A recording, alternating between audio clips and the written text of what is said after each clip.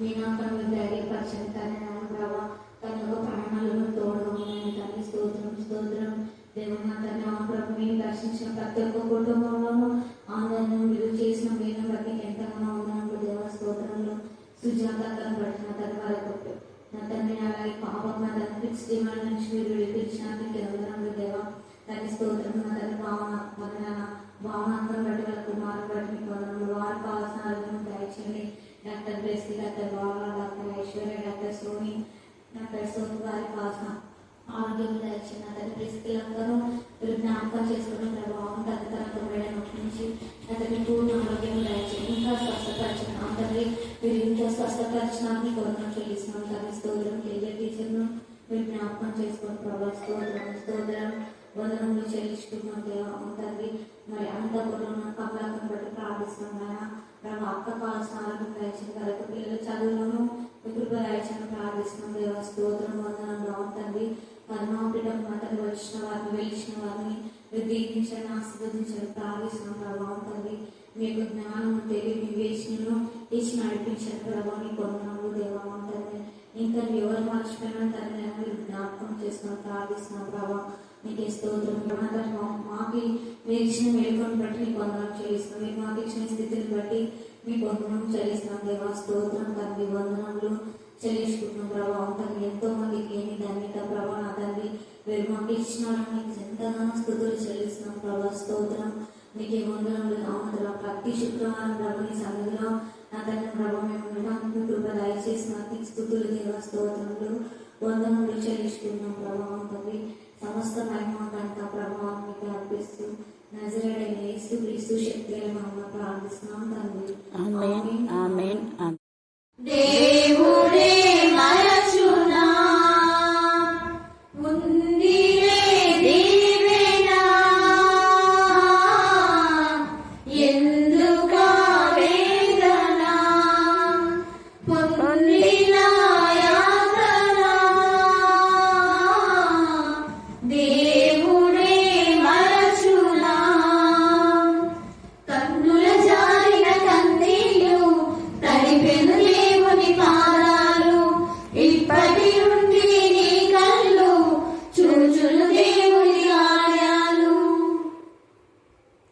పరుగాకి లోకం నిందించిన ఏకాకివై నీవు రోధించిన అవమాన పర్వాలు ముగిసేనులే ఆనంద గీతాలు పాడేవులే. పలుకాకి లోకం నిందించిన ఏకాకివై నీవు రోధించిన అవమాన పర్వాలు ముగిసేనులే ఆనంద గీతాలు పాడేనులే. నవ్వినోళ్ళంతా నీ ముందు తలను వంచేను ఇక ముందు నవ్వినోళ్ళంతా నీ ముందు తలలు వంచేను ఇక మెందు ఉంది దీవెన ఎందుక వేదన పొందిన యాతన దేవుడే మరచునా ఉందిలే దీవెన ఎందుక వేదన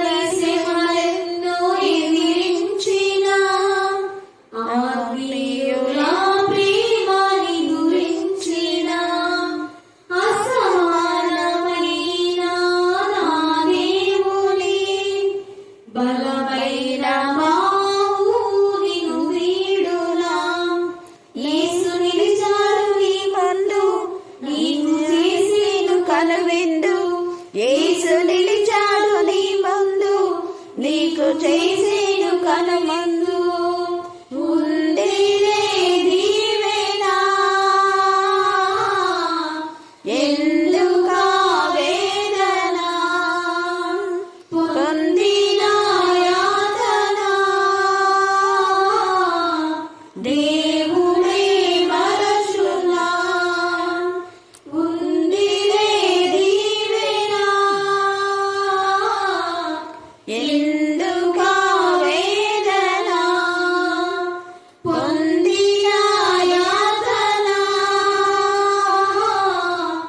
దేవుడే మరచునా కన్నుల జారిన కన్నీళ్ళు తడిపెను దేవుని పాదాలు ఇప్పటి నుండి నీ కళ్ళు చూచును దేవుని కార్యాలు కన్నుల జారిన కన్నీళ్ళు తడిపెను దేవుని పాదాలు ఇప్పటి నుండి నీ కళ్ళు చూచును దేవుని కార్యాలు ఉందిలే దీవెనా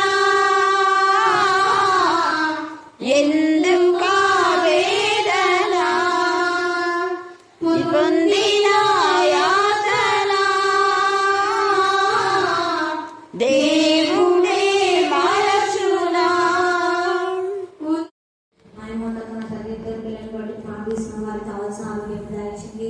రత్నక కుమారులు ప్రభు నా తండ్రి ఒకరికి జ్వరం నుంచి మీరు విడిపించండి ప్రభు, పూర్ణ ఆరోగ్యం దయచేయండి ప్రభు. స్తోత్రం నా తండ్రి.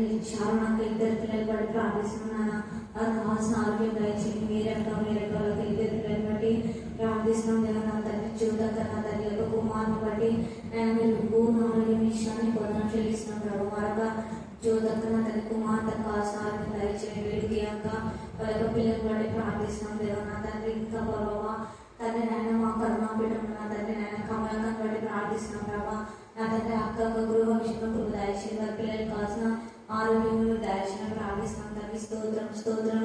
మరి ముఖ్యంగా చిన్న బిడ్డలకు కావాల్సిన ఆరోగ్యం దయచిన ప్రార్థిస్తున్నాం తండ్రి. అమలాగా మీరు జ్ఞాపకం చేసుకోండి. అమ్ముల తండ్రి కుమారుని స్వస్థపరిచి దేవుడని స్థుతులు వందనములు చెల్లిస్తున్నాం తండ్రి నాయన. స్తోత్రం స్తోత్రం స్తోత్రం వందనములు చెల్లించుకుంటున్నాం ప్రభావ నా తండ్రి. కరుణాపీఠంలో మీరు మాకు ఇచ్చిన సహోదరులను బట్టి వందనం చెల్లిస్తున్నాం ప్రభావం తండ్రి. వారి ప్రాణాల్లో వారి చదువులో నా తండ్రి ఒక కష్టాన్ని మీరు దీవించడం ప్రార్థిస్తున్నాం నాన్న. మీకే స్తోత్రం మీకే స్తోత్రం మీకే స్తోత్రం నా తండ్రి. పవనాన్ని బట్టి నా తండ్రి, అలాగే ప్రభాకిలను బట్టి నా తండ్రి, దేవజనం బట్టి శ్రాజనం నా తండ్రి, నా శ్రీరాజనం బట్టి ప్రార్థిస్తున్నాం దేవ. పవన్ జ్ఞానం నా తండ్రి నన్ను మీరు సరిచని ప్రార్థిస్తున్నాం నా తండ్రి. తండ్రి నా యొక్క ప్రయాణాలు తోడుగా ఉన్నాడు. వీరికి కావాల్సిన ఆరోగ్యము దయచేయడం ప్రార్థిస్తున్నాం దేవ. స్తోత్రం నా తండ్రి. మరి ముఖ్యంగా ప్రభావ నా తండ్రి అనుదినము ప్రభావ వాక్యాన్ని చెప్పే చిన్న బాబుగా దీవించడం ప్రార్థిస్తున్నాం ప్రభు. ఉన్నత చదువులు చదవడానికి దయచేయండి ప్రభావం తండ్రి. కొరకు నా తండ్రి ఘనమైన పాత్రలుగా మీరు ఉండడానికి దయచేయండి దేవ. స్తోత్రం నాన్న. మహిమ బట్టి నాన్న బిందు బ్లెస్సి ప్రభు నా తండ్రి.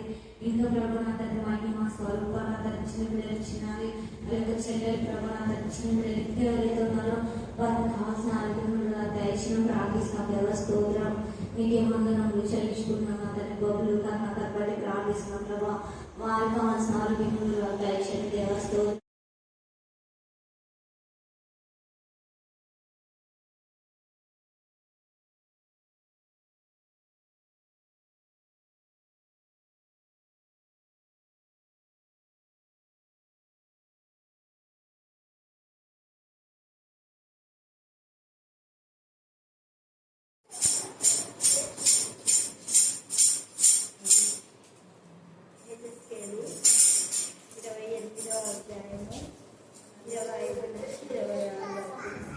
ప్రభువైన యెహోవా సెలవిచ్చినదే, నేను సమకూర్చి జనుల సమక్షమున వారి మధ్యను నన్ను నేను పరిశుద్ధపరచుకొందును.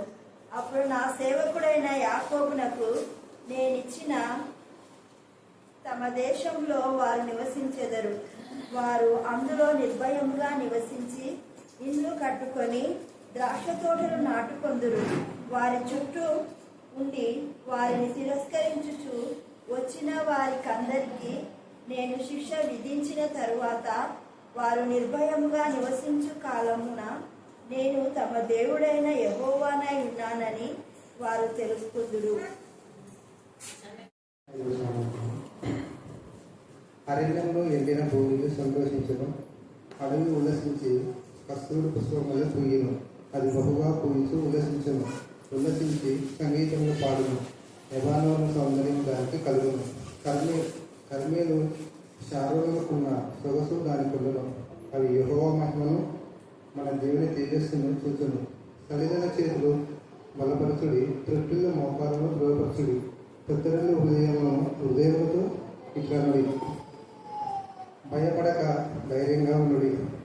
ప్రతిదండన చేయుటకై నీ దేవుడు వచ్చుచున్నాడు. ప్రతిదండనను దేవుడు చేయదగిన ప్రతికారము ఆయన చేయను. ఆయన వచ్చి తానే మిమ్మల్ని రక్షించును. గుడ్డివారి కన్నులు తెరవబడు. Thank you, Jesus. Thank you, Jesus. Thank you, Jesus. Thank you, Father. Thank you, Father. Thank you, Father. Thank you, Father. Praise the Lord. Hallelujah. We praise the Lord. We worship the Lord God Almighty Lord. We adore the Lord God Almighty Lord. Thank you for the Holy Presence, Master. నమ్మదగిన దేవ, చాలనంత దేవ, మీ అపారమైన ప్రేమ వాత్సల్య బాహుళ్యానికి అనుదినము నూతనమైన వాత్సల్యత మీరు మా పైన ప్రశ్నలు చేసిన విధానం బట్టి మీకు వందనాలు స్తుతులు స్తోత్రం చెల్లిస్తున్నాం. ప్రత్యేక రీతిలో చిన్న బిడ్డలు నా ప్రభ నా తండ్రి మరి హెచ్సి యొక్క మర్మం కానివ్వండి నా ప్రభ, ప్రశాంతి వారి యొక్క కుమారుని నా ప్రభ నా తండ్రి, అలాగే నా ప్రభ నా తండ్రి మనిషి యొక్క కుమారుని బట్టి నా ప్రభ చిన్న బిడ్డలు నా తల్లి జ్యోతి దుదియా పిల్లలు నా తల్లి రత్న పిల్లలు షారోని యొక్క పిల్లలని కరుణా పీఠంలో ఎత్తిపడుతున్నాం. హైమవతి పిల్లలు బట్టి మేము స్థుతిస్తున్నాం. మేరీ పిల్లలు మీ కరుణా పీఠంలో ఎత్తిపడుతున్నాం. దేవా మరేగా జ్యోతి ఆమె కుమారుని నా తల్లి మీ కరుణా పీఠంలో ఎత్తిపడుతున్నా. ఈ బిడ్డలందరూ కూడా నీ నామం మీ రక్తంలో నుంచి బిడ్డలకు మా తల్లి ఉక్కు బాధతో నీ వాక్యం అనే పాలచేత పెంచడానికి తల్లులకు మీరు ఇచ్చిన జ్ఞానాన్ని వివేకాన్ని బట్టి మేము స్థుతిస్తున్నాం. అలాగే నా ప్రభా ఎవరైతే నా తండ్రి దేవా మీ యొక్క కృప మా తండ్రి దేవా ప్రెగ్నెంట్ గా ఉంటున్నారో వారందరి గర్భంలో ఉన్న శిశువులను మీరు తాకమని ప్రార్థిస్తున్నాం. వాక్యం ద్వారా మీరు తాకండి, వాక్యం ద్వారా బలపరచండి, వాక్యం ద్వారా ధైర్యపరచండి, వాక్యం ద్వారా మీరు స్థిరపరుస్తున్న విధానం బట్టి మీకు వందనాలు స్తుతులు స్తోత్రం చెల్లిస్తున్నాం. నీ వాక్యమే మా జీవితాలకు స్థిరమైన పునాది ప్రభా స్తోత్రం. అలాగే నా ప్రభా కోర్ము నుంచి మీరు నడిపించడం నా తండ్రి స్వర్ణం బట్టి మీకు వందనాలు స్తుతులు స్తోత్రం చెల్లిస్తున్నాం. దేవ నా ప్రభా నా తండ్రి తల్లి లేకపోయినా మీరే తండ్రిగా ఆదరణకర్తగా బిడ్డకు మీరు ఉండమని ప్రార్థిస్తున్నాం. ఆ బిడ్డ ప్రతి ప్రార్థనకు మీరు జవాబు దయచేది వాక కోరికల నుంచి నా ప్రభావంతా మీరు నడిపించినటువంటి ఏ సంవత్సరం బట్టి మానసికుల నుంచి బిడ్డను మీరు విడిపించారు. మంత్ర శక్తుల యొక్క నా ప్రభావ దురాత్మ నుంచి విడిపించిన దేవా మీకు ఎంతో స్థుతించినా కూడా తక్కువే. అలాగే నా బిడ్డ అనేక మానసికులకు వాక్య పరిచయం చేయడానికి మీరు ఇచ్చిన జ్ఞానాన్ని వివేకాన్ని బట్టి మేము స్థుతిస్తున్నాం. దేవా మరి వారి యొక్క పిల్లలు మీరు ఇచ్చిన అద్భుతమైన స్వస్థను బట్టి మీరు మళ్ళీ చెప్పాలా? ఈ పరిశుద్ధ పర్వతము ఎక్కడ ఉంది అనేది మనం లేఖనాల్లో చాలా చోట్ల ఉంది. ఎవరైనా చెప్తారా? పరిశుద్ధ పర్వతం ఎక్కడ ఉంది? ఇంకా చెప్పాలా? పరిశుద్ధ పర్వతం ఎక్కడ ఉంది? సరే చదువుదాము. యెహెజ్కేలు 28వ అధ్యాయం. నిన్న కొన్ని విషయాలు మనం జ్ఞాపకం చేసుకున్నాం, మర్చిపోయినారు. 14-15 వచనాలు చదవండి. అభిషేకం నందిన కెరూబువై ఒక్క ఆశ్రయంగా ఒక్కొక్క పదాన్ని మీరు విడమర్చి బాగా ఇంటి దగ్గర ధ్యానం చేస్తే ఎన్ని లేఖన భాగాలు వస్తాయి. అభిషేకం నందిన కెరూబువై ఒక ఆశ్రయంగా నీవు ఉంటివి, అందుకే నేను నిన్ను నియమించితిని. దేవునికి ప్రతిష్ఠించబడిన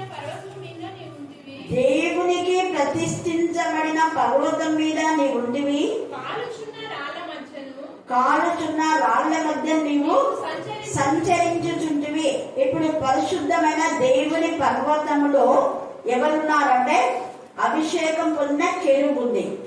ఇంకా ఈ యొక్క అభిషేకం పొందిన కెరూబు గురించి ఎక్కడ ఉంది అని మనం చూస్తే దేవుని యొక్క ఏదైనా తోటలో నీ ఉంటివి అని పరిశుద్ధాత్మదేవుడు ఇదే 28 మనం చూసినట్లయితే 13వ వచనం చదవండి. దేవుని తోటయగు ఏదేనులో నీ ఉంటివి. ఎలా దేవుని తోటయగు ఏదేను అంటే ఏదైనా తోటలో ఏముంది? చదివినాం కదా. నేను ఏం ప్రశ్న ఇస్తాను? దేవుని పరిశుద్ధ అన్నా? ఇక్కడ ఏముంది? ఏదైనా చోట్ల నీవు ఉండి అన్నాడు. ఇక్కడ ఎవరిన గురించి మాట్లాడుతున్నాడు? దేవుని పరిశుద్ధ పర్వతం మీద ఉంది అని. అభిషేకం నొందిన చెడు అంటే అభిషేకించబడిన వాళ్ళు దేవుని యొక్క అభిషేకంతో లేదా అభిషిక్తులు లేదా పరిశుద్ధులు ఉండేటటువంటి స్థలము దేవుని యొక్క ప్రతిష్ఠించబడిన పర్వతం. ప్రతిష్ఠించబడిన పర్వతంలో దేవుని చేత ప్రతిష్ఠించబడిన వాళ్ళే ఉంటారు. తర్వాత వాళ్ళు ఎక్కడ ఉంటారు అంటే ఏదైనా చోటులో మొదట ఒక సంఘాన్ని దేవుడు చేశారు. ఆ సంఘమే ఫస్ట్ అట్ ద బిగినింగ్ దేవుని యొక్క పర్వతమే. సంఘము అంటే గెదరింగ్ అంటే కొంతమంది కలిసి సభ తీయడం, కొంతమంది కలిసి చర్చించుకోవడం, కొంతమంది కలిసి దేవుని స్తుతించడం, మహిమపరచడం, గణపరచడం, కొనియాడడం, ఆరాధన జరిగే ఆ స్థలంలో సంఘము అంటారు. అది ఎక్కడైనా ఇంట్లో కానీ, నదీ తీరాలు కానీ, చెట్ల తీరాలు కానీ, లేకపోతే ఇంకా ఏదైనా కూడా తోట. ఈ ఏదైనా తోట గురించి దేవుని చాలా సార్లు నాకు ఒక ఇష్టమైన వనం ఉండేను అంటాడు కదా, యెషయా అంటాడు, నాకు ఇష్టమైన వనం ఉండేను అంటాడు. అలాగే ఇక్కడ ఏదైనా తోటలో ఈ ప్రతిష్ఠించబడినటువంటి ఈ యొక్క కెరూబు ఉంది. అంటే ఎప్పుడు ఆదాము అవ్వలు తయారు చేయక ముందు నుంచి దేవుని యొక్క ప్రతిష్ఠిత పర్వతం అక్కడ ఉంది. ఏదైనా తోటలో దేవుని ప్రతిష్ఠిత పర్వతము ఉంది కాబట్టి ఈ లూసిఫర్ కూడా ఏదైనా తోటలో ఉన్నప్పుడు దేవుని తోట ఏదేనులో నువ్వు ఉంటివి అన్నాడు. ఈ ఏదైనా తోట రెండు విధాలుగా మనం ఆలోచిస్తే, ఒకటి దేవుని సన్నిధి అంటే ఆకాశ మండలములు దాటి పరిశుద్ధమైన అత్యున్నతమైన ఆకాశంలో కూడా ఉంది. అక్కడ ఏదైనా తోటనే భూలోకం తీసుకొచ్చాను. అర్థమవుతుంది కదా మీకు? సేమ్ అక్కడ ఉన్నటువంటి ఏదైనా తోటనే భూలోకం అందు కూడా తెచ్చాడు. అది పరిశుద్ధమైనటువంటి తోట, పవిత్రమైన తోట, అపవిత్రంగా పోకూడదటువంటి మార్గం. అది జీవ వృక్షముకు పోయినటువంటి మార్గం. పరలోకమందున్న జీవ వృక్షం కూడా మన ప్రకటన 22లో ఆ నది దగ్గర ఆవల జీవ వృక్షం అనేది మనం చూస్తాం. ఆయన సింహాసనం దగ్గర స్ఫటికం అనే నది ప్రవహిస్తూ ఉంటది. సింహాసనములకు ఆవల జీవ వృక్షం ఉంది. 22 మీరు చదివితే, యెహెజ్కేలు చదివేటప్పుడు, ఇర్మియా చదివేటప్పుడు, దానియేలు చదివేటప్పుడు మనం ప్రకటన చదువుకోవాలి. ప్రకటనకు ఇవన్నీ కూడా మింగులై ఉన్నాయి. ఇవన్నీ సమకూర్చబడినటువంటి కూర్పే ప్రకటన. అక్కడ దర్శనం, అక్కడ ఏవైతే పరలోకంలో ఉన్నాయో అవన్నీ యాజ్ ఈజ్ గా భూలోకంలో తండ్రి అయిన దేవుడు చేశాడు.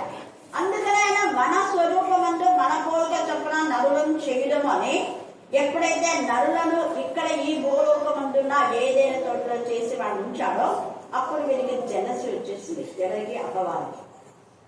ఈ యొక్క అపవాది ఎన్ని విధంగా దేవునికి ఇష్టమైన మానవులు శోధించి అర్ధ బిగినింగ్ అక్కడి నుంచి స్టిల్ నౌ ఇప్పటి వరకు కూడా వాడు మానవులను టార్గెట్ చేసి చాలా మంది దేవుని యందు భయభక్తి గల వాళ్ళను తన వశం చేసుకోవాలని. వశము అనే మాటలో ఇంకా ఇన్నర్ మీనింగ్ ఏమంటే వాడి మాట వినాలని. దేవుని మాట కంటే వాడి మాటనే వినాలన్నది వాడి యొక్క ధ్యేయం.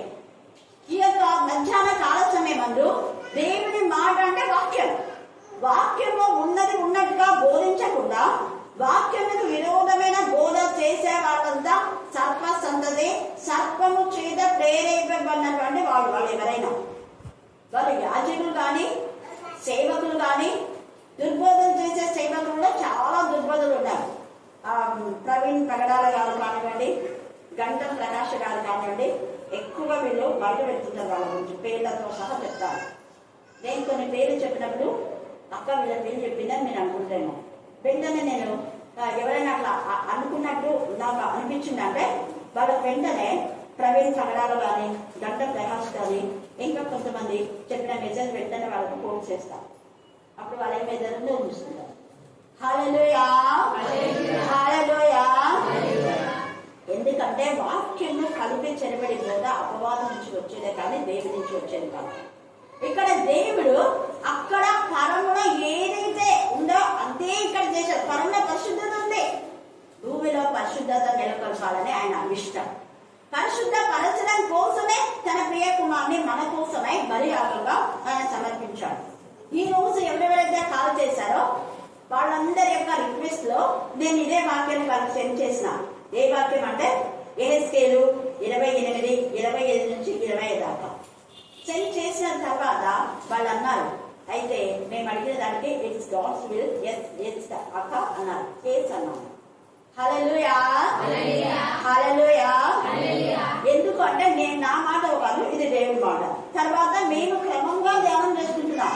యెహెజ్కేలులో క్రమంగా మేము ధ్యానం చేసుకుంటున్నప్పుడు ఇక్కడ వచ్చిన వారికి, యూట్యూబ్ లో వాక్యం విన్న వారికి, ఈ రోజు ప్రత్యేకంగా నాకు కాల్ చేసిన వారికి, ఏ రోజు కాల్ చేస్తే ఆ రోజు ఆ లేఖన భాగాన్ని వాళ్ళు పంపిస్తారు. వేరే ఏం చెప్పలేదు వాళ్ళు, వాక్యంతోనే దేవుడి మీద మాట్లాడతారు. ఈ రోజు కాల్ చేసిన వాళ్ళకు ఇదే లేఖన భాగం. ఈ రోజు కాల్ చేసిన వాళ్ళు ఏమని కాల్ చేశారంటే, అక్క మేము దాదాపు 15 years నుంచి వాళ్ళు ఏం చేస్తున్నారంటే మేము కట్టాలి అనుకుంటున్నాం. కానీ 15 years నుంచి వాళ్ళు ఆ బెంగళూరులో చాలా ఇదిగా కట్టలేని పరిస్థితిలో, అంటే ఏవో ఒక ఆటంకాలు వస్తూనే ఉన్నారు. అప్పుడు ఈ రోజు కాల్ చేసి అడిగింది, ఖచ్చితంగా మీరు స్టెప్ తీసుకోండి అన్నాను. హల్లెలూయా హల్లెలూయా హల్లెలూయా. ఇంకా కొన్ని విషయాలు నేను అంతా మాట్లాడినా, అంటే వేస్ట్ కాకుండా, కొన్నా కూడా వేస్ట్ కాకుండా ఉండే విధానంలో మీరు అది తీసుకోండి అని చెప్పారు. అప్పుడు వెంటనే ఆమె చాలా సంతోషపడింది. ఇక్కడ దేవుడి వల్ల మనతో ఏం మాట్లాడుతున్నాం అంటే, ఇన్ని రోజులుగా నువ్వు బాధలో వేదనలో ఉండి ఉండవచ్చు. ఇక్కడ 28వ అధ్యాయం అంతా మనం చూస్తే ఈ లూసిఫరు పరిశుద్ధమైన ఆ తోటను పాడు చేయడం చూశాడు వాడు. అందుకని అన్నాడు, నీ వాడి పరిశుద్ధతను వాడు చెడగొట్టున్నాడు. వారి పరిశుద్ధతలో చెడిపోయిన వాళ్ళు అక్కడ ఉన్నారంటే తోట కూడా ఏమైపోతుంది చెప్పాలి. సింపుల్ క్వశ్చన్ కదా, ఏమైతుంది? చెడిపోతుంది. పరిశుద్ధమైన ఆ తోటలో అపవిత్రుడైనటువంటి ఈ యొక్క లూసిఫర్ కానివ్వండి, అపవిత్రం చేయబడినటువంటి వాళ్ళు కానీ ఉన్నది అంటే తోట అపవిత్రమైపోతుంది. దేవుని పర్వతం అపవిత్రమైపోతుంది. ఇన్ ద సేమ్ వే దేవుని మందిరంలో అపవిత్రుల చేత నింపబడితే అది అపవిత్రమైన మందిరమే. అలాగే దొంగలతో అది నిండితే దొంగల గుహ అని ఏదైనా చెప్పారు. అది పరిశుద్ధమైన మందిరం, అది నా మందిరం, ప్రతిష్ఠించబడిన మందిరం, నాకు ఇష్టమైన మందిరం. అనేక అన్యజనులు ప్రార్థన చేసుకొని వారి పాప ప్రక్షాళన చేసుకొని క్రీస్తు రక్తంలో కడగబడి కొనబడి నాకు ఇష్టమైన స్వకీయ సంపాద్యంగా నేను చేసుకోవాలని అనేక మంది అన్యజనులకు అది ప్రార్థనా మందిరంగా నేను చేశాను. అనేక కంటే సమస్తమైన సమస్త జనులు అక్కడికి రావాలి. అందుకే సమస్తమైన జనులను ఆయన ఆహ్వానించాడు. ఎక్కడ? యెషయా 34:1-2 చదవండి. యెషయా 34:1-2. యెషయా 34. రాష్ట్రంలారా చూడండి ఏమన్నాడు కదా, రాష్ట్రాలు అన్నిటితో చెప్తున్నాడు. ఒక్క రాష్ట్రం కాదు, ఒక్క మన రాష్ట్రమే కాదు, రాష్ట్రంలో చాలా ఉన్నాయని ముందే పరిశుద్ధాత్మదేవుడు ఇక్కడ లిఖిత పూర్వకంగా మనం తెలియజేస్తున్నాం. జగత్తు పునాది వేయబడక ముందే ఇది దేవుని యొక్క ప్రణాళిక. ప్రపంచములు అనేది, ప్రపంచం అంటే ఇప్పుడు ఇదే భూలోకం, కానీ ప్రపంచములు ఉన్నాయి. అది ప్రపంచంలో పాతాళంలో కొన్ని ఉన్నాయి, భూలోకం అంటే ఇది భూ ప్రపంచం, పరమందు పరమందున్న ప్రపంచం. హల్లెలూయా. అందుకే ప్రపంచములు ఆయన కలుగ చేశాడు, ప్రపంచాన్ని కాదు. దాన్ని బేస్ చేసుకునే ఆ పైన ఆకాశమందు కానీ, కింద భూమి కింద కానీ, భూమి పైన కానీ ఎవరు ఈ గ్రంథాన్ని విప్పడానికి హక్కులు లేరు అని 3 ప్రపంచాలను బేస్ చేసుకొని అక్కడ ఏడుస్తూ ఉన్నటువంటి యోహానుకు వెంటనే అక్కడ ఉన్నటువంటి మరి ఒక పెద్ద దేవుడు ఆ పర్వతంలో, దేవుని పర్వతంలో 24 పెద్దలు, కెరాపులు, శరాపులు, దేవదూతలు అందరూ సభ తీరేవారు. అందరూ కలిసి దేవుని మహిమపరిచి గణపరిచి దేవుడు వాళ్ళకి ఏదైతే ఆజ్ఞాపిస్తారో వాటిని చేసేవాడు. ఏ దూతలు ఏది ఆజ్ఞాపిస్తే ఆ పనిని వాళ్ళు చేసినటువంటి వాళ్ళు. అప్పుడు ఎప్పుడు మానవుడు ఇంకా ముందే, జగత్తు పునాది వేయబడక ముందే దేవుని యొక్క ప్రణాళిక అలా ఉంది. అప్పుడే దేవుడికి రాష్ట్రాలను అక్కడ కూడా, అంటే పరలోకం నుండి కూడా రాష్ట్రము అంటే ఒక కొంత భూభాగం అనేది అర్థం. మన పరిధిలో భూలోకంలో రాష్ట్రం అంటే కొంత భూభాగాన్ని ఒక రాష్ట్రం, ఇంకో కొంత భూభాగాన్ని ఒక రాష్ట్రం, కొన్ని జిల్లాలు కలిసి ఒక రాష్ట్రం, అలాగనమాట. కొన్ని ఊళ్ళు కలిసి ఒక డిస్టిక్ చేసినట్టుగా కొన్ని రాష్ట్రాలు కలిసి ఒక దేశం అయిపోతుంది. ఇలాగ దేవుడే నిర్ణయించాడు. ఈ యొక్క మాట భగవద్గీతలో కానివ్వండి, పురాణంలో కానివ్వండి, బుక్స్ ఎవరెవరైతే రచయితం చేశారో వాళ్ళు ఎవ్వరూ దీన్ని రాలేదు. అట్ ద బిగినింగ్ మనకు వచ్చింది లిఖిత పూర్వకంగా బైబులే. బైబులే మొదటి లిపి. మొదటి లిపి అయిన ఈ బైబుల్ గ్రంథంలో ముందే రాష్ట్రంలో తయారవుతాయని దేవుడు ముందే రాసి పెట్టాడు. అందుకే రాష్ట్రం ద్వారా నా ఇద్దరు వచ్చి వినుడు. ఎందుకంటే రాష్ట్రాలను చేసింది నేనే, పట్టణాలను చేసింది నేనే, కళను చేసింది నేనే, ప్రజలను అక్కడ జన్మింప చేసింది నేనే, విస్తరింప చేసింది నేనే. ప్రజలు నానాటికి విస్తరించి భూమిని నింపుతున్నారు. నింపాలని నేనే చెప్పాను. నిండిపోతుంది కాబట్టి ఇక్కడ చూసి స్థలాలు లేకుండా ఇల్లు కట్టుకునే పోతున్నా. మరి ఇల్లు కట్టుకోవడం మంచిదా కాదు? ప్రశ్న జవాబు మళ్ళీ చెప్పాలా? మళ్ళీ చెప్పాలా? మళ్ళీ చెప్పాలా? అది ఇల్లు కట్టుకోమని దేవుడే చెప్పాడు. అప్పుడు చెప్పాడు మీరు ఇల్లు కట్టుకోకూడదు, మీరు డేరాల్లో ఉండాలి అని. ఎందుకంటే ఎప్పుడంటే ఇప్పుడు నేను ఇక్కడ నుంచి అక్కడ పోండి, ఇక్కడ నుంచి అక్కడ పోండి అని చెప్తుందా. కాబట్టి మీరు డేరాల్లో ఉండాలి అని చెప్పాడు. అప్పుడు వాళ్ళంతా కూడా పరవాసులుగా ఉండేటటువంటి వారు. ఇప్పుడు మీరు పరవాసం అవసరం లేదు, మీరు స్థిరమైనటువంటి విధానంలో ఇక్కడ చెప్తున్నారు అన్నమాట. ఈ యొక్క రాష్ట్రాలకు చెప్పి నా మాట వినండి మీరు జనములారా. చెవి జనములారా అంటే ఒక జాతి, ఒక ముద్దం, ఒక తెగలేదు, అందరు జనములారా. భూమియు దాని సంపూర్ణతయు లోకము దానిలో పుట్టినదంతా వినుగాక. ఇది ఒక్కటి చాలు. మీరు అందరితో మాట్లాడతారు. దేవుడు క్రైస్తవులకు ఒక్కడే కాదు, ప్రపంచ దేశాల్లో ఉన్న వారందరికీ.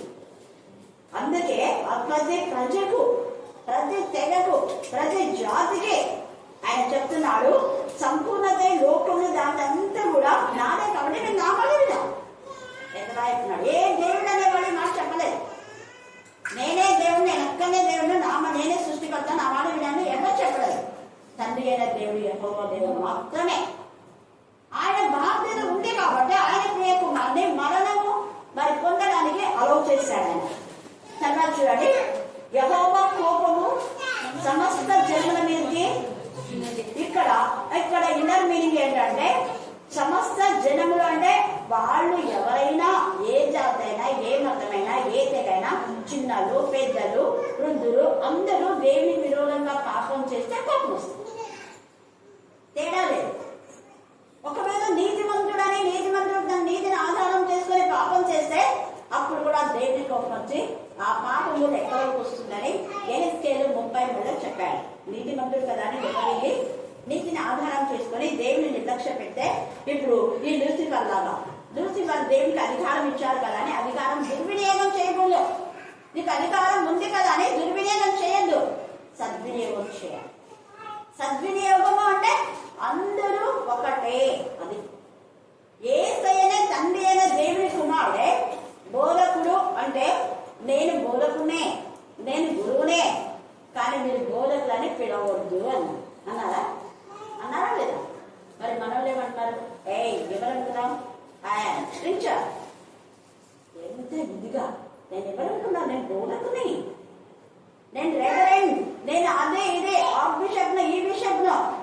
అవన్నీ ఎక్కడ వాక్యం. మనమంతా సమానం, సహోదరులము అన్నారు. మీరు నా సహోదరులు అన్నారు. తండ్రి అయిన దేవుని కుమారుడు బిషప్ల కంటే బిషప్, రెవరెండ్ల కంటే రెవరెండ్, అభిషేక్తుడు. రెవరెండ్ మీన్స్ అభిషేకం పొందిన వాళ్ళు. మనకి ఎక్కడుంది అభిషేకం? మనుషుల చేత అభిషేకం పొందే అభిషేకం కాదు, దేవుడితో అభిషేకించబడాలి. పరిశుద్ధాత్మ శక్తితో నింపబడిన వాళ్ళ అభిషేక్తుడు. సెన్స్ అపోస్తలులు, దేవుని చేత పంపబడిన భక్తులైన మొదటి అభిషిక్తుడు.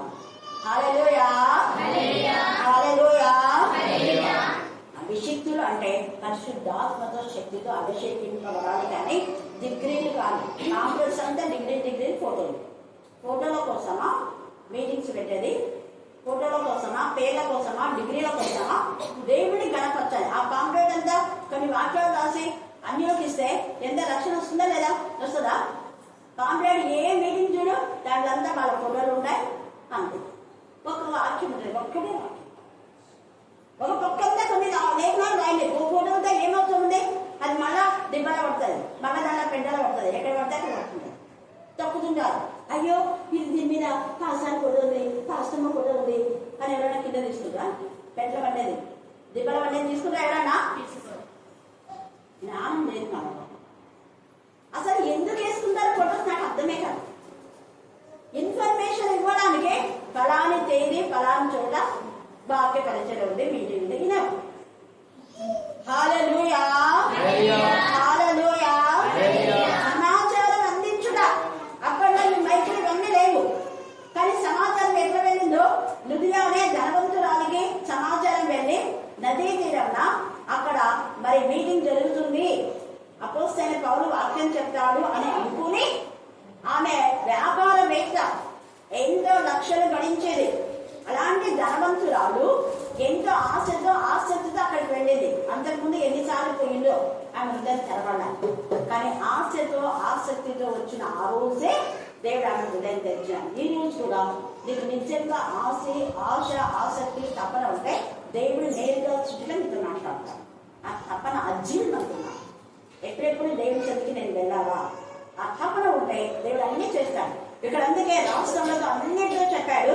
ఇంకా ఏకంగా జనముల మీదికి కోపం ఎందుకు వచ్చిందంటే ఎవరెవరైతే దేవుని విరోధంగా ఉన్నారు, తర్వాత వారి సర్వ సైన్యం మీద ఆయన క్రోధము వచ్చుచున్నది అంటాడు. ఇక్కడ చాలా ఉంది, మీరు చదువుకోండి. ఆ తర్వాత మనం యెషయా 30 వచ్చేసరికి ఈ యొక్క ఏదేను తోటలాగా అనేక మంది అరణ్యమాని జీవితాలను ఆయన చేస్తా ఉంటారు. ఎప్పుడు రాష్ట్రం ద్వారా నా ఎదురుకు వచ్చి జనంలారా చెవికి ఆ యొక్క దేవుని యొక్క మాట విన్నప్పుడు అరణ్యం లాంటి నీ జీవితము ఏమైపోతుంది అంటే ఎంత సంతోషం. అరణ్యంలో ఎండిన భూమి ఏమైతుంది? సంతోషించును. అడవి ఉల్లసించి కస్తూరి పుష్పం వలె పూయను, అది బహుగా పూయించు ఉల్లసించను. నీ రాబడి బహుగా ఎంకరేజ్ చేస్తాడు దేవుడు. ఉల్లసించి సంగీతంలో పాడును, లెబానోను సౌందర్యం దాని కలుగును, కర్మేలు శారణకున్న సొగసు దానికి ఉండను. అవి యెహోవా మహిమనంట దేవుని తేజస్సును చూచును. సడలిన చేతులను ఏర్పడతారు. ఎవరు బలపరచాలి? ఎవరు బలపరచాలి? అందుకే వాక్యం అదెత్తుగా వెళ్ళడం జరుగుతుంది. ఇక్కడ రాష్ట్రం ద్వారా రమ్మన్నారు, జనం ద్వారా రమ్మన్నారు. ఎవరు విన్నారో వాళ్ళు, దేవుని మాట విన్నవాళ్ళు, వినని వాళ్లకు దేవుని మాట విన్న వాళ్లకు రక్షణ వచ్చిన వాళ్ళు, రక్షణ లేని వారిని ఏం చేయాలి? బలపరచాలి. అది మన బాధ్యత, మన భారం. అంతేగాని రక్షణ పొందిన వాళ్ళు అన్ని మిక్సం కాదు. నువ్వు పిలవలసిన రక్షణ పొందారంటే వాళ్ళ ఈడ్చుకొని వచ్చేస్తుంది ఆత్మ. నువ్వు పిలవాల్సింది డబ్బు చాటులో ఉన్నప్పుడు హెజ్కేలు 30 పాపంలో మగ్గిపోతున్న వాళ్ళని వదిలేసి, అత్యంత పాపంలో ఉన్న వాళ్ళని వదిలేసి, తాగుబోతులు నీ ముందు ఎదుట తిరుగుతుంటే వాళ్ళని ఏమాత్రం గద్దించకుండా, తిరుగుబోతులు వదలబోతులు ఏమాత్రం కూడా వాళ్ళను హెచ్చరిక చేయకుండా రండి అంటే ఎవరు వస్తారు? దేవుడు ఎక్కండి. నిన్ను అధిపతిగా ఉంచిందేందుకు నువ్వు ఆశ్రయం అనేకులను నువ్వు సరే అలర్ట్ చేయాలి అని ఈ యొక్క మరి కెరూబును దేవుడు అభిషేకించినాడు. అందుకే ఇక్కడ నువ్వు కెరూబువై ఒక ఆశ్రయంగా నువ్వు ఉంటివి అంటే నీ ఆశ్రయంలోకి, నీ యొక్క మందిరంలోకి, నీ గృహంలోకి, నీ హృదయంలోకి అనేక మంది ఆత్మల యొక్క భావం కలిగి నువ్వు ప్రార్థిస్తే వాళ్ళకు నువ్వు ఆశ్రయంగా ఉంటావు. రక్షణ లేని వారి కోసం ప్రార్థన చెయ్యండి అంటే డబ్బులిచ్చే వాళ్ళ కోసం నా ప్రార్థిస్తాను. ప్రార్థన లేదన్నాడు. ఇక్కడ ఎవరిని బలపరచమన్నాడు అంటే డబ్బులిచ్చే వాళ్ళని బలపరచమని లేదు కదా. ఎవరిని బలపరచన అన్నాడు? తొట్టిలు మోకాళ్ళని ఏం చేయాలా? దృఢపరచలేదు. సడలిన చేతులు ఏం చేయాలా? బలపరచలేదు. తత్తరిన హృదయంతో ఇట్లనుడి, భయపడక ధైర్యంగా ఉండి ప్రతిదండన చెంటగా మీ దేవుడు వచ్చుచున్నాడు. ప్రతిదండన దేవుడు చేయదగిన ప్రతిఫలం ఆయన చేయను. నువ్వు బాధలో ఉన్నావా? నీ బ్రతుకు అరణ్యంలాగా అయిపోయిందా? అడవిలాగా అయిపోయిందా? ఎండమాగా అయిపోయిందా? అయ్యో ఎండిన జీవితంలో నేను ఉన్నానని నువ్వు అనుకుంటున్నావా? ఈరోజు దేవుడు నీతో మాట్లాడుతున్నావు. వాక్యం ద్వారా దేవుడు నీకు బలపరుస్తున్నాడు. భయపడు. దేవుడు నీకు సహాయం. ఎవరు నీ భర్త నీకు సహాయం చేయకపోయినా, నీ అన్నదమ్ములు అక్క చెల్లెలు, నీ భార్య సహాయం చేయకపోయినా, నీ పిల్లలు సహాయం చేయకపోయినా దేవుడు నీకు సహాయకారు. హల్లెలూయా హల్లెలూయా హల్లెలూయా. అందుకే అన్నాడు, గుడ్డివారి కన్నులు తెరవబడును, నీకు ఆత్మీయమైన గుడ్డితనం ముందు పోతావు. గుడ్డివారి కన్నులు ఉంటాయి, కళ్ళు ఉన్నాయి వాళ్ళకు, కానీ ఆత్మీయంగా ఇంతమంది బాగుపడుతున్నారు, ఇంతమంది దేవునికి మహిమకరంగా జీవిస్తున్నారన్న జ్ఞానం లేని వాళ్ళకు వాళ్ళని చెడగొట్టడానికే చూస్తారు అక్కడ. అందుకే వాళ్ళ కన్నులు తెరవబడాలి, చెవిటి వారి చెవులు విప్పబడాలి, కుంటి వాడు జుట్టు వలె గంతులు వేయాలి, మూగవారి నాలుక పాడాలి. మూగవాడు అంటే నాకు ఎప్పుడు పాట రాదా కానీ వాళ్ళు పాడేలా చేయాలి, అది సంబంధం. పాడని వాళ్ళని పాడించాలి, వాక్యం చదవని వాళ్ళను ఎప్పుడు చదివిన వాళ్ళని చదివించేలా చేయాలి. భయం చదవబడిన కొద్ది వాళ్ళకు వాక్యం చెప్పే వాళ్ళతో చెప్పించాలి. ఇంతవరకు పలాని వాళ్ళు వాక్యం చెప్పలేదు, వాళ్ళకి అవకాశం ఇవ్వాలి. ఇంతవరకు వాక్యం చదవలేదు, వాళ్ళకి అవకాశం ఇవ్వాలి.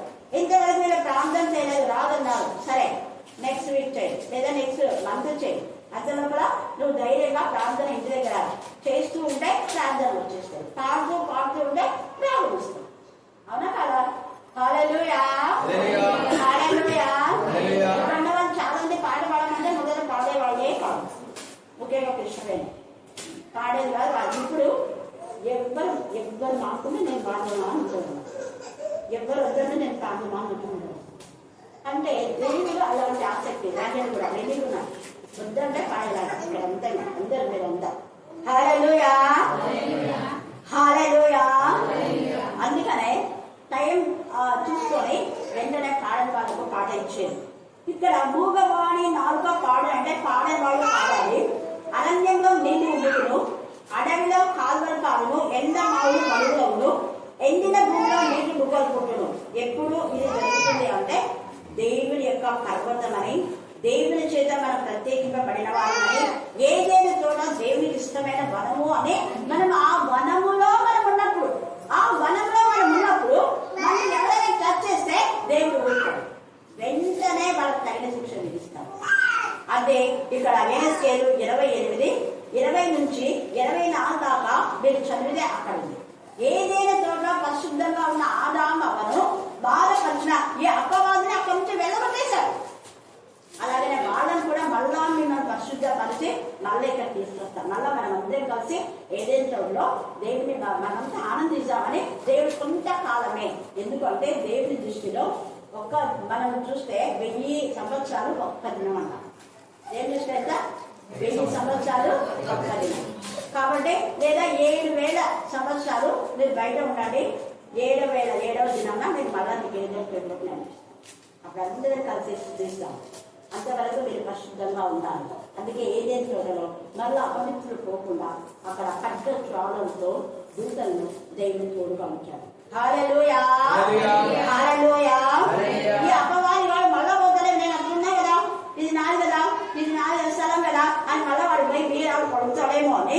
అందుకనే వాడు అప్పుడు ఏదైనా చోట్ల ఉన్నాడు, వాడికి అంతా తెలిసి ఏదైనా చోట గురించి. అందుకనే కదా అప్పుడు ఏదైనా చోటులో ఉంది కదా, 13 వచ్చినప్పుడు ఎంత చక్కగా దేవుని తోట ఏమో ఏదైనాలో నువ్వు ఉండివి, ఇంకా అదంతా ఉంది. తర్వాత మనం చదువుకోండి, మీరు ఎంత బాగా వాయిద్యాలతో పిల్లలు కూడా బాగా దేవుని మహిమ వస్తున్నారు. కానీ ఇప్పుడు వాయిద్యాలు సినిమా పాటలతో ఇదంతా పాడుతున్నారు, సిగ్గులేదు. దేవుడు అందుకనే ఆమోసులో ఏమంటే మీరు పాట వస్తే నాకు ఇష్టం లేదు, కనబడిన 18లో వాటన్నింటినీ నేను లయపరుస్తున్నా. ఆత్మతో సత్యంతో పాడాలి, వాయిద్యాలు ఉండని లేదు. ఎంత చక్కగా ఇందాక పాట పాడారు. ఆత్మతో సత్యంతో పాడడం దేవుడికి ఇష్టం. అయితే వీడు అంతవరకు పాపం బయలుపడే వరకు యథార్థంగా ఉండాలి. అలాగనే మన మధ్యలో కొంతమంది పాపం బయలుపడే వరకు నటిస్తారు, నటించే జీవితం లేదు. ఎప్పుడైనా దేవుడు బయట పెట్టాలి. మనం మరణం వరకు దేవుడికి ఇష్టంగా ఉండాలి, పరిశుద్ధంగా ఉండాలి. అందుకే దేవుడు మనం ఏర్పాటు చేసుకుని మనల్ని పాడు చేసే వాళ్ళని మనకు దూరం చేశాడు. 24వ వచనంలో ఇశ్రాయేలీయులు తెలుసుకున్నాడు, వారి చుట్టూ నుండి వారిని తిరస్కరించుచూ వచ్చిన వారిలో ఎవరిలో ఇక్క వారికి గుచ్చుకొనంటే వాళ్ళ హృదయాన్ని బాధ పెట్టే మాటలు వాళ్ళు లేకుండా చేస్తాను. చూడండి ఎంత బాగా మాట్లాడుతున్నాడు ఇక్కడ. తర్వాత ఎంత చక్కగా మాట్లాడుతున్నాడు చూడండి. వాళ్ళు గుచ్చుకొని ముళ్ళగా ఉన్నారు, కంప కూడా ఉండాలన్నారు. చూడండి, వారికి గుచ్చుకొని ముళ్ళగానైనా తప్పించే కంపగానైనా ఉండాలి. ఈ కంపని తీసేస్తాం. బలి రక్త చెట్లలో గల్లి పద్యం ఉన్నట్టుగా మిమ్మల్ని ఆ ముళ్ళన్నిటి కాల్చి పడేస్తాం, కాల్చి పడే చూద్దాం. అప్పుడు కాలుచున్న రాళ్ల మధ్యలో ఉన్న కాల్పల, ఇప్పుడైతే కాలిపోతుందండి నరకంలో. అందుకే దేవుడు ఇక్కడ మాట్లాడుతున్నాడు, దహించి అగ్నిరాలో ఉండింది. అనేక పాపాలు దహింపచేసి పరిశుద్ధపరచమని దేవుడు ఈ యొక్క పెరుగు నుంచాడు. కానీ వాడు అపవిత్రమైతే అందరినీ అపవిత్రపరిచాడు. అందుకని వాడిని జనాంగన్నీ కూడా అందరినీ కూడా కూల్చి పడేస్తాడు దేవుడు. వాడి సమూహం అంతా కూడా ఎవరెవరైతే వాళ్ళ ప్రవేశిస్తున్నారో వాళ్ళందరినీ కూల్చి పడేస్తాడు. చక్కగా 12:3 చదువుకోండి.